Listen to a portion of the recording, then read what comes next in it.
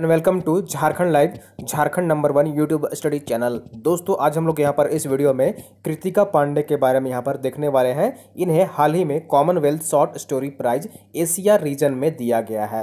तो महत्वपूर्ण फैक्ट्स हम लोग यहाँ पर देखने वाले हैं कि ये कॉमनवेल्थ शॉर्ट स्टोरी प्राइज क्यों दिया जाता है, किस क्षेत्र में दिया जाता है, और कृतिका पांडे के बारे में यहाँ पर हम लोग पूरी डिटेल्स में देखने वाले हैं। और ये बहुत ही महत्वपूर्ण है क्योंकि ये झारखंड से बिलोंग करती हैं। तो हम लोग पूरी डिटेल्स में इस वीडियो में देखने वाले हैं। तो अगर आप झारखंड लाइव चैनल में अगर नए हैं तो सबसे पहले चैनल को जरूर सब्सक्राइब कर लीजिए दोस्तों, और साथ ही जो बेल आइकन बना हुआ है उसको प्रेस कर लीजिए ताकि आगे का जो भी अपडेट्स आएगा, वीडियो आएगी, नोटिफिकेशन सबसे पहले आपको यहाँ पर मिल जाया करेगी। तो दोस्तों, चैनल को जरूर सब्सक्राइब कर लीजिए और चलिए हम लोग यहाँ पर पूरी फैक्ट्स यहाँ पर डिटेल्स में देखते हैं। तो सबसे पहले यहाँ पर देख लीजिए, कॉमनवेल्थ राइटर्स जो ये कॉमनवेल्थ शॉर्ट स्टोरी प्राइज जो है वो क्यों दिया जाता है, किस क्षेत्र में दिया जाता है। तो कॉमनवेल्थ राइटर्स कॉमनवेल्थ फाउंडेशन की सांस्कृतिक पहल है। इसकी स्थापना वर्ष 2012 में की गई थी, जिसमें दुनिया भर के लेखक को और कहानीकारों को प्रेरित करना उद्देश्य था। यह सम्मान सर्वश्रेष्ठ लघु कथा के लिए दिया जाता है। इस पुरस्कार का नाम है राष्ट्रमंडल लघु कथा पुरस्कार। इसके बाद यहाँ पर देख लीजिए, यह पुरस्कार Asia, Pacific, Africa, Canada and Europe और कैरेबियन के 5 रीजन के विजेताओं को दिया जाता है। तो ये जो कृतिका पांडे यहाँ पर चुनी गई हैं वो एशिया प्रांत की चुनी गई हैं और ये झारखंड के रांची से बिलोंग करती हैं। प्रत्येक विजेता को 2500 पाउंड लगभग 2.4 लाख रुपये दिए जाते हैं और ओवरऑल जो विजेता होते हैं उनको 5000 पाउंड लगभग 4.72 लाख रुपये मिलते हैं। तो कृतिका पांडे जो है यहाँ पर ओवरऑल विजेता चुनी गई है। चलिए इनके बारे में पूरी यहाँ पर फैक्ट्स जो है वो देख लेते हैं। तो कृतिका पांडे जो है वो रांची की लेखिका कृतिका पांडे को Commonwealth short story prize Asia 2020 का विजेता घोषित किया गया है। 29 वर्षीय कृतिका को यह सम्मान उनकी लघु कथा the great Indian T and snacks, ठीक है, इस पुस्तक का लघु कथा का आप नाम याद रखिएगा, बहुत ही महत्वपूर्ण है। इस जो लघु कथा का नाम है the great Indian T and snacks के लिए दिया गया है। यह 3500 शब्दों की कहानी है। तो 3500 शब्दों की यह छोटी सी लघु कथा है। इस लघु कथा में एक गांव की हिंदू लड़की और मुस्लिम लड़के की कहानी बयां करती है। इसका अंत बहुत ही त्रासदीपूर्ण होता है। कृतिका की लघु कथा के बारे में कहा गया है कि यह आधुनिक भारत की सच्चाई को बयां करता है। कहानी में लड़की और लड़के का कोई नाम न बताकर लड़की के माथे पर बिंदी और लड़के के सिर पर गोल टोपी को उसकी पहचान बताती हैं।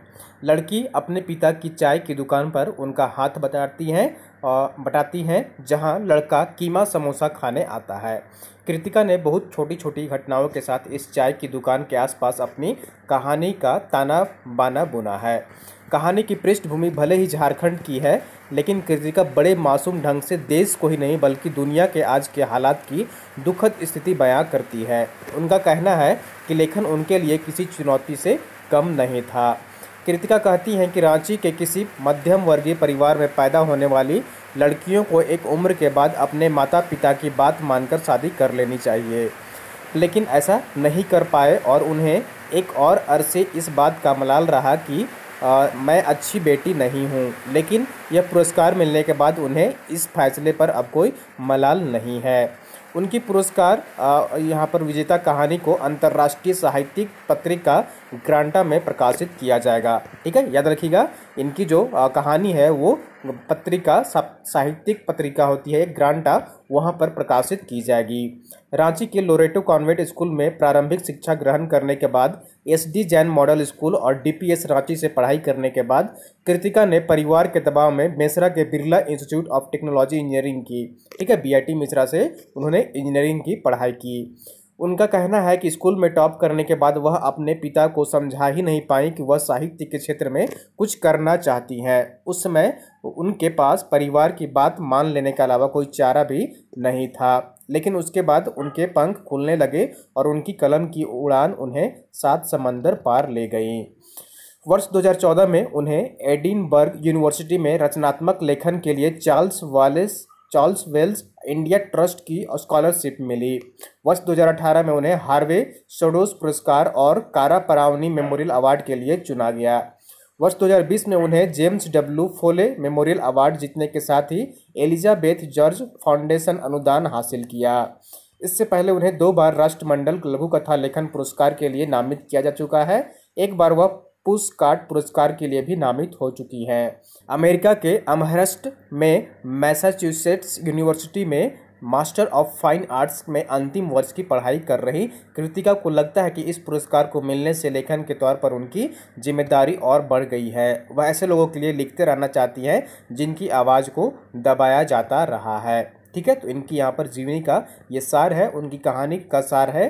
कृतिका को कॉमनवेल्थ फाउंडेशन ने एक ऑनलाइन कार्यक्रम में यह पुरस्कार दिया है। इसमें उन्हें ओवरऑल विजेता घोषित किया है, जिसके लिए 5,000 पाउंड उन्हें जो है यहाँ पर इनाम राशि दिए जाएंगे। राष्ट्रमंडल फाउंडेशन की ओर से आयोजित इस पुरस्कार के लिए 49 राष्ट्रमंडल देशों के 51 से 7 प्रतिभागी दावेदार थे और उन्हें सभी को पछाड़कर इन्होंने ये विजेता यहाँ पर बनी है। पुरस्कार जीता है कृतिका पांडे ने, जो झारखंड की रांची की है। ठीक है दोस्तों, तो उम्मीद करता हूँ इसमें सारी जानकारी जो आपको मिल गई होगी। कृतिका पांडे से संबंधित महत्वपूर्ण फैक्ट्स ये थे, उन्होंने ये अवार्ड जीते हैं और ये इनकी कहानी जीवनी कैसी रही है।